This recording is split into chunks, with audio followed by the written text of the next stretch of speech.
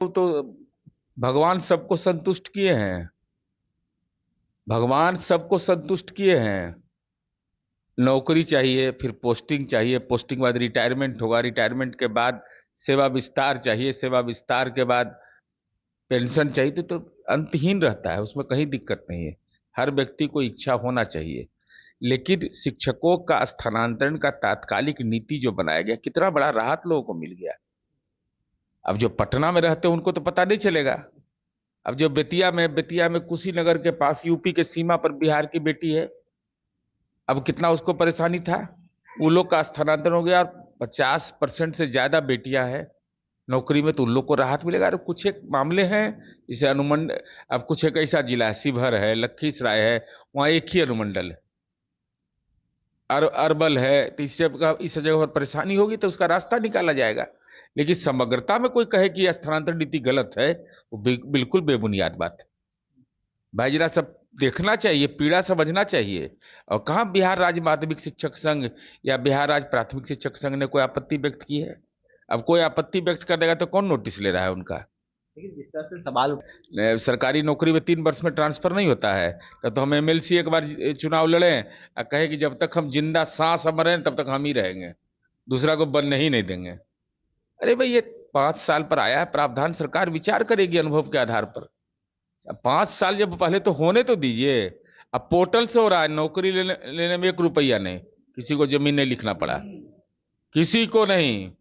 Posting में किसी को 1 रुपया नहीं लगा। अब पोर्टल से होगा पोस्टिंग।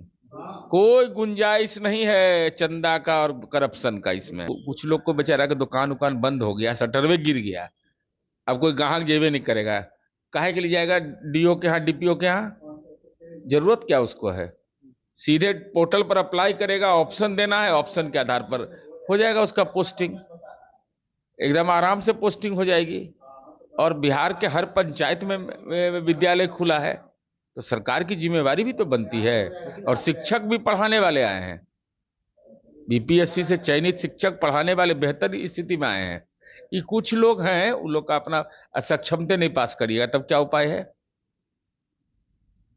तो आपको ट्रांसफर का सुविधा मिलेगा कैसे? परीक्षा तो पास करना पड़ेगा। आपके कोई ट्रांसफर के खिलाफ उन्होंने मंतव्य नहीं दिया है। या वो जो नेताजी आपको जो बताए हैं कि पूरा पॉलिसी गड़बड़ है, खजरा से गाँव यदि जाए स्कूलवा में, अब महिला शिक्षक सबको कहे कि सब पॉलिसी गड़बड़ है, तो नेताजी को ठीक से पहचान जाएगी, वो ठीक से उपाय कर देगी उनका। अरे 5 वर्ष वाला एक अनुभव के आधार पर हुआ है कि इसको ट्रांसफर किया जाए, उस पर विचार अभी अभी हुआ भी नहीं है। 5 साल पूरा होगा तब नहीं समस्या आएगी। अभी तत्काल क्या है? तत्काल है कि जो जहां है उनको ट्रांसफर की सुविधा वहां से आने का मिलेगा। असाध्य रोग है, पति पत्नी है, बहुत सारे दिव्यांग हैं, इन लोगों को सुविधा मिलेगी। अब जो झारखंड के हैं, दूसरे राज्य के हैं, तो उनको पोस्टिंग का सुविधा मिले, उनको ऑप्शन नहीं देना होगा। ये कहाँ से ज्ञान दे रहे हैं लोग? ये क्या हो गया भाई? हम लोग हैं एमएलसी, हमें 3 जिला का वोटर हमको वोट देता है। हम लोग को मुख्यमंत्री सेतु योजना में अनुशंसा का अधिकार केवल अनुमंडल में और जिला में है। तो हम कहें कि मेरे साथ अन्याय हो रहा है? भाई विधायिका है, विधानसभा है, विधान परिषद भी है। भाई सबका नियम तथ्यों के आलोक में बनता है।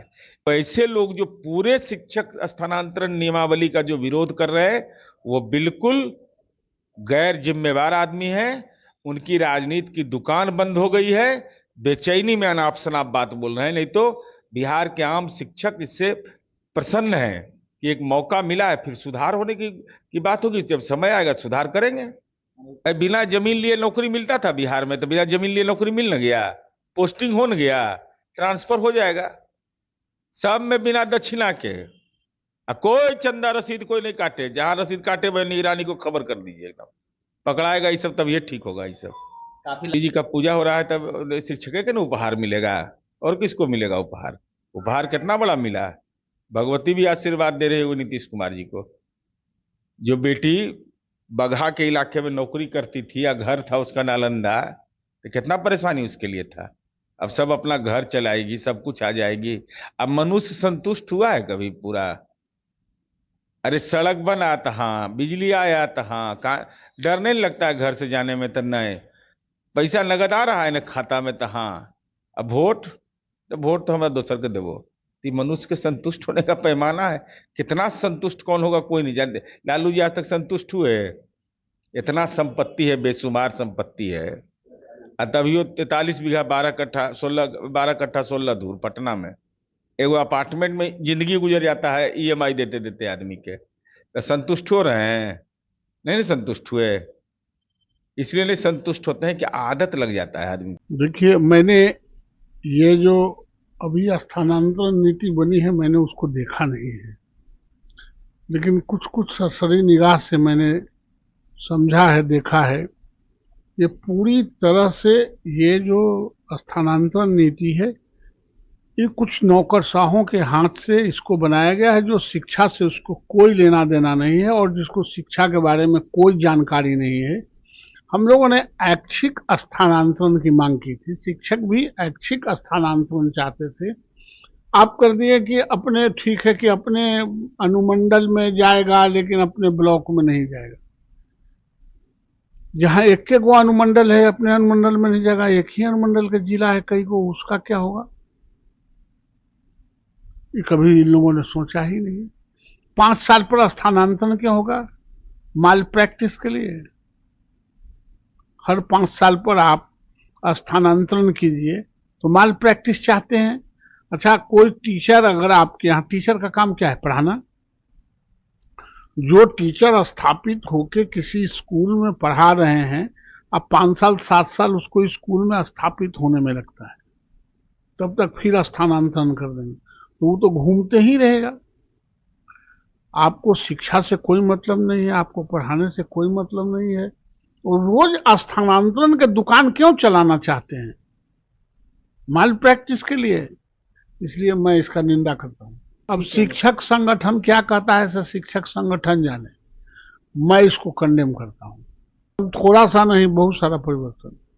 ऐच्छिक स्थानांतरण मतलब ऐच्छिक स्थानांतरण होना चाहिए निश्चित रूप से। ले लिया गया। अब कौन सी 2-4 साल लगेगा? जल्दबाजी को जो इतना दिन में बना रहा था, तो जल्दबाजी का 2-4 साल का चाहिए? तब भी इसमें इतनी सारी कमियां आ रही वो दिक्कत यह है कि सब नॉन टेक्निकल आदमी जो ब्यूरोक्रेसी में है, वो पूछता है कि जितना टीचर को तंग करेंगे उतना ही लोग हमारा शाबाशी सीख देंगे। इस आधार पर बनाया है।